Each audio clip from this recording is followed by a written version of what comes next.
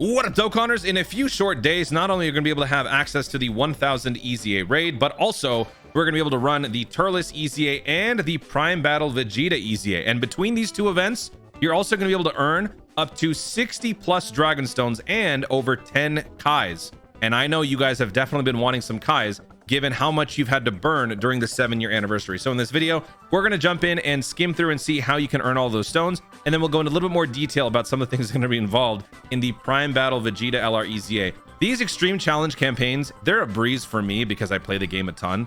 But for some of you who are not the biggest fans of free-to-play grinding, this is going to be a little bit of a chore. But the good news is this will keep you occupied for some time. So if you're not somebody who likes to waste Dragon Stones or, you know, spend too much time doing one thing all at once, this will keep you occupied for quite some time. And that's good, right? Because I think between now and the worldwide download, the main focus that people have is to simply just preserve their stones, kind of just move forward and wait until the big time celebration comes back during the worldwide download. So let's just jump in and we'll start with the Turles EZA. So for this one, this is a standard 30 stage progression with more resistance being made against extreme units. So basically don't bring bad guys. The category weakness is low class warriors, which basically means if you can't bring villains, you basically just bring Team Bardock. So if you got Team Bardock, you're going to be fine for this. If you haven't already farmed them out, they are a 1 unit per day sort of situation, kind of like the Guinea Force. So it'll take you about a week to get them all fully rainbowed out, maxed out. It's going to take some time because the drop rates aren't exactly the most consistent. But as a starting free-to-play player, when I started playing Dokkan, one of my most fun activities during the day was farming out the Guinea Force. It gave my Dokkanning some structure. So that was like the first thing that I would do every single day. And within a week, I had my first team. So it was actually pretty cool. So hopefully you guys can do that too if you're new. But let me just quickly go over a couple of teams you could possibly put together here for low class warrior. And there's not the biggest count here. So if you don't have the Team Bardock squad, like let's just say, look, this is a standard team, right? Very easy to do. You bring your Team Bardock, boom, you're gonna get it done. If you don't have the LR Team Bardock, or maybe you don't want to bring the STR Bardock, the good news is every single unit with their EZAs, every single one of the Team Bardock units are also low class warrior leads. So they can act as their own lead for the team. And then you can have the friend unit either be the Dokkan Festival Bardock or perhaps the LR Bardock, or even the Raditz. Raditz is actually great for this because Raditz leads at 200% for pure Saiyans who are also space traveling warriors, which is literally all of Team Bardock. So if you don't have Raditz, or if you don't want to bring the AGL Dokkan Festival Bardock who leads at 170%, then your next best option, if you don't have Team Bardock, would probably end up being the Kid Goku, I think. Kid Goku would probably be good because he's also an all types lead, but 70%. So he can be run with the version Z. Maybe you want to throw on the LR Bardock in there. He's a great unit for this event because he gains an extra key +6 against one opponent.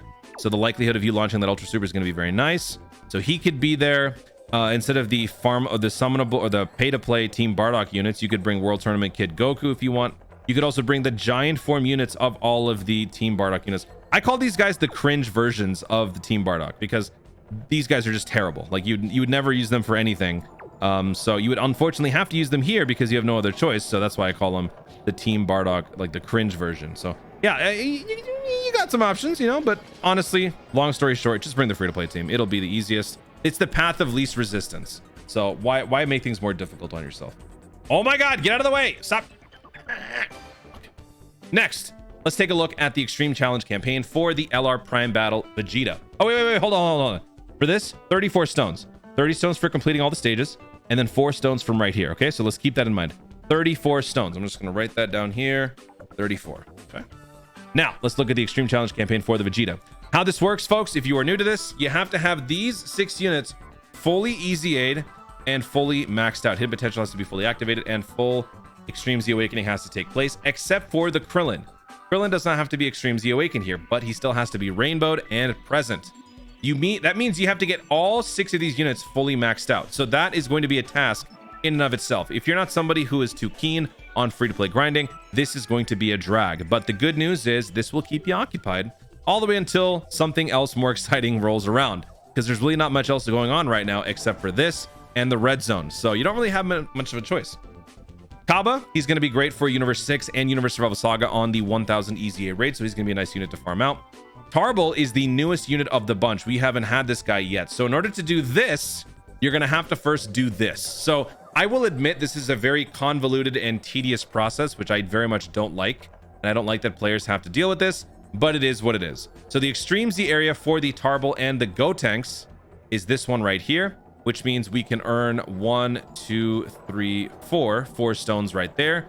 5 and 6 from the missions. So let's add that to the bunch. We'll add 6 right here. Okay. I know, Toon doing math, right? What a disaster. So with those 6 stones, now how do you actually run through this event? This kind of stinks. You have to use the kids.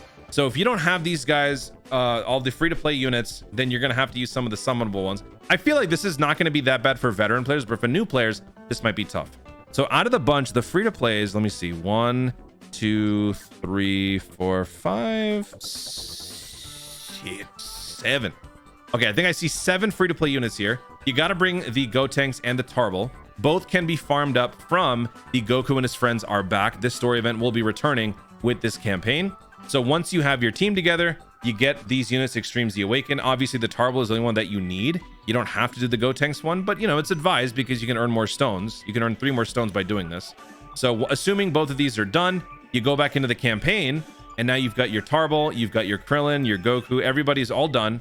And then you would jump into the Extreme Z area for the Prime Battle Vegeta, where you can earn 1 more stone upon just completing the stage once. Once you clear enough to earn enough medals, you will then do your awakening. And this is what's great about the Extreme Challenge campaign. You can either get this done during the campaign or you can do it afterwards. It's advised to do it during the campaign because you're going to be able to earn an extra 15 stones in the process. So normally you would get 1 stone, 2 stone, 3 stones. So 6 dragon stones for simply doing the 3 steps. But since this is going to be during the campaign, you're earning another 15, which means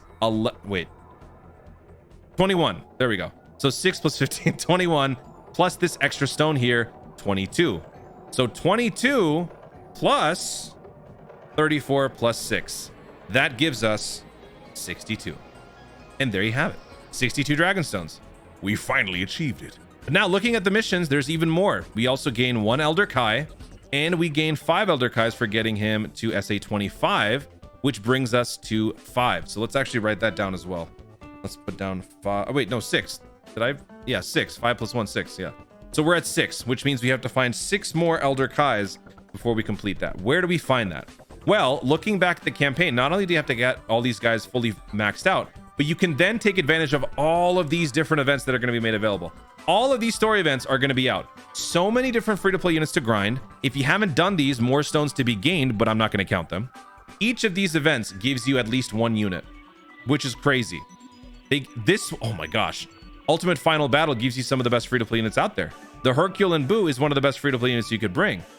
So yeah, there's going to be so much work for you guys to do here, but then out of all of these events, Evil revived the most fearsome Majin, and Goku and his friends are back. These 2 story events not only give you access to some nice units, but also some Kais. So on stage 1, you can earn Radishes and Radish XLs. You're going to need the regular Radishes to get the Tarble Awakening medals and the Gotenks. And then the Radish XLs, which are available on the question mark panels on your runs, they will be able to buy you some Elder Kais.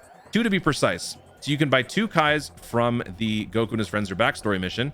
And then if we look at the Evil most revived Majin, or most fearsome, whatever, you go to stage 5, you earn this piece of chocolate. You then use said chocolate to buy more Kais. 4 Kais in total, actually. You can buy 2 at the price of 15, another 2 at the price of 20. So that costs you about 70 chocolates to get these 4 Kais, and that brings our total to 6 plus 6, which equals 12. So there you have it.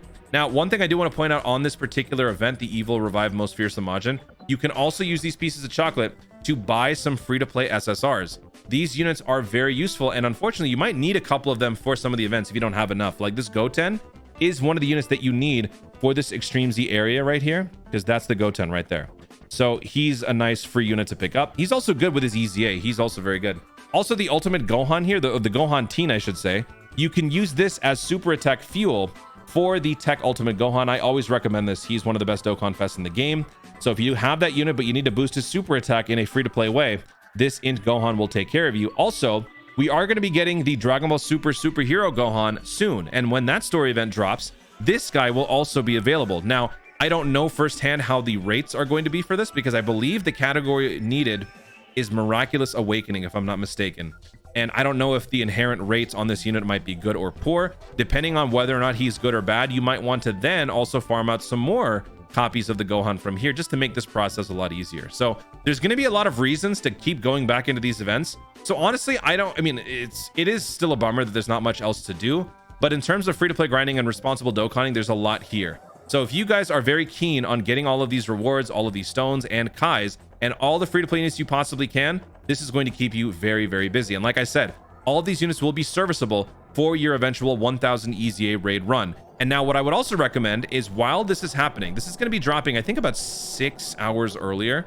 So for the first few hours, you will just be working on this. But then once the Turles EZA drops, that will also be the same time that the 1000 EZA raid starts. Try to just switch it up. If you're feeling like you're a little burnt out on doing all of the story event grinding for all of this stuff, just consider burning up your stamina bar using all of the runs for this. And then once your stamina starts to recharge, you could switch over to the 1000 EZA raid instead. And then once your stamina comes back, you can come back to this, because keep in mind, you still have the enhanced refresh for the next couple of days. And actually, wait, you know what? The enhanced refresh might be ending, so that's not going to necessarily be there. But regardless, the principle still stands. While your stamina is refreshing, you could work on an event that doesn't cost you any stamina, which is the Extreme Z Battle raid right about here.